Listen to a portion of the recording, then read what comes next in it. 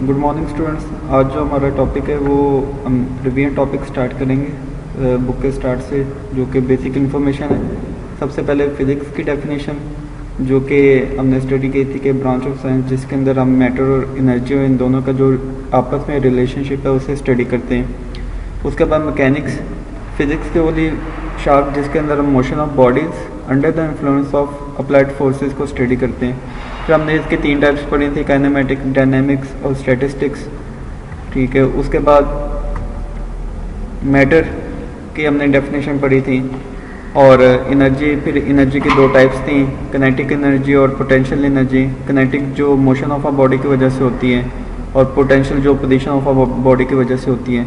फिर हम लोगों ने फोर्स के बारे में स्टडी किया था कि ऐसी एजेंसी जो किसी बॉडी को चेंज करवाती है फ्रॉम इट्स रेस्ट पोजीशन और फ्रॉम इट्स यूनिफॉर्म पोजीशन, और इसका फॉर्मूला था F=m में। यूनिट इसका हमने न्यूटन स्टडी किया था और ये वेक्टर क्वांटिटी थी।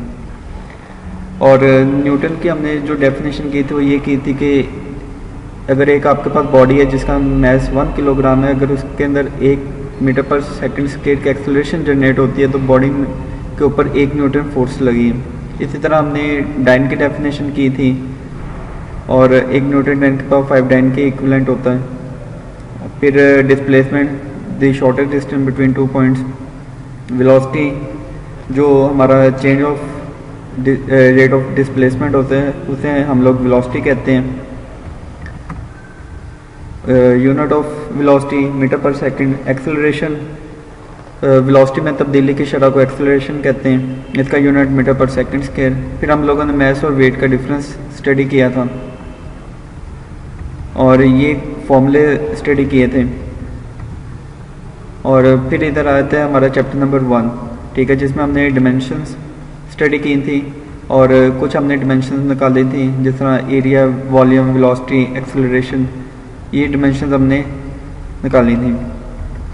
तो आज का जो रिव्यू हमारा सेशन था उसके अंदर हमने बेसिक इन्फॉर्मेशन की कुछ डेफिनेशंस करनी थी और डिमेंशंस करनी थी।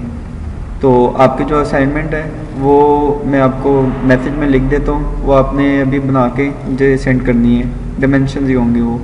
Thank you.